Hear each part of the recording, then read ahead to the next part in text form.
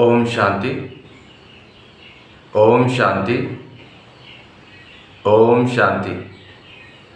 అందరూ బాబా స్మృతిలో ఉన్నారా? ఈరోజు ఇప్పుడు ఒక 3 సార్లు ఓంకారం చేద్దాము. అందరూ ధ్యాన ముద్రలో వెన్నుముక్క నిటారుగా కూర్చోండి.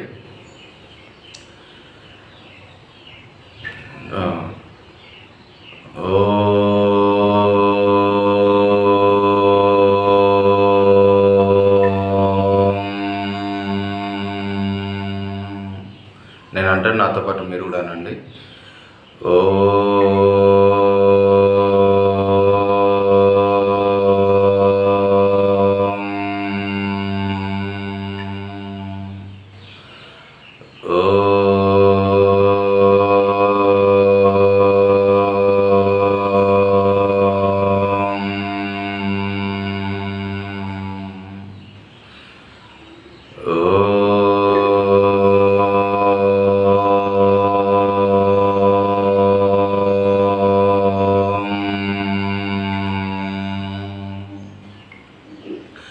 శాంతి శాంతి శాంతి.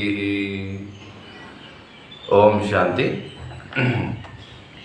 ఈరోజు శివబాబా చెప్పిన ఇంపార్టెంట్ పాయింట్స్. శివపరమాత్మ మహావాక్యము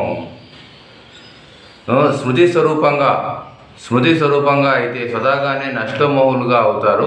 పాత ప్రపంచం యొక్క ఏ వస్తువును అయినా బుద్ధితో స్వీకరించకండి. స్వీకరించారు అంటే మోసపోయినట్లే. మోసపోవటం అంటే దుఃఖం పొందటం. బాబా చెప్తున్నారు, స్మృతి స్వరూపంగా అయితే సదాగానే నష్టమోహులుగా అవుతారు. స్మృతి స్వరూపంగా కావాలి అంటే మీ స్వరూపం అనేది తండ్రిని స్మృతి చేసే విధంగా ఉండాలి ఇతరులకు. ఆ విధంగా మీ యొక్క నడవడిక, మీ యొక్క వేషధారణ ఉండాలి. స్మృతి స్వరూపంగా కావాలి అంటున్నారు. ఎప్పుడైతే మరి ఆ విధంగా మీరు స్మృతి స్వరూపంగా అవుతారో నష్టమోహులుగా అవుతారు. అంటే నష్టమోహం అంటే ఎటువంటి పైన కూడా మోహం అనేది ఉండదు.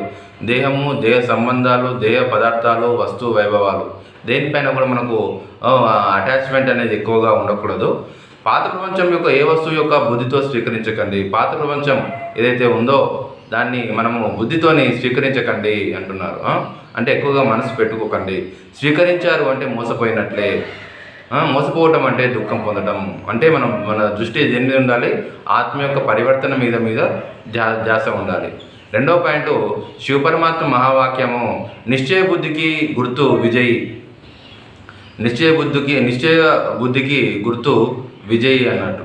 ఎప్పుడైతే మనం తండ్రి పైన నిశ్చయం ఉంటామో సదా మనకు విజయమే మనకు ప్రాప్తిస్తూ ఉంటుంది అని బాబా చెప్తున్నారు. తండ్రి పైన ఎప్పుడూ నిశ్చయం ఉండాలి. అచ్చా. ఓం శాంతి. మధురాతి మధురమైన ఆత్మిక తండ్రికి ఆత్మిక పిల్లల యొక్క ప్రియ స్మృతులు మరియు నమస్తే.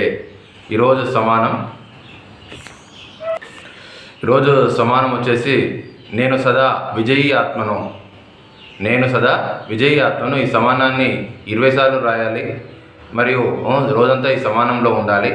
మరియు రోజు మురళిని 5 సార్లన్నా చదివితే మనలో దివ్య గుణాలు వచ్చేస్తాయి. మనలో శక్తి తండ్రి నుండి శక్తి లభిస్తుంది. ఇప్పటి నుంచి మనము మురళి రోజు కనీసం తీరిక ఉన్న వాళ్ళు ఎవరైనా సరే కానీ అందరూ కూడా 5 సార్లు మురళి చదవడానికి ప్రయత్నం చేయండి. అదేవిధంగా మిగతావన్నీ యథావిధిగా ఉంటాయి. అచ్చా. ఓం శాంతి.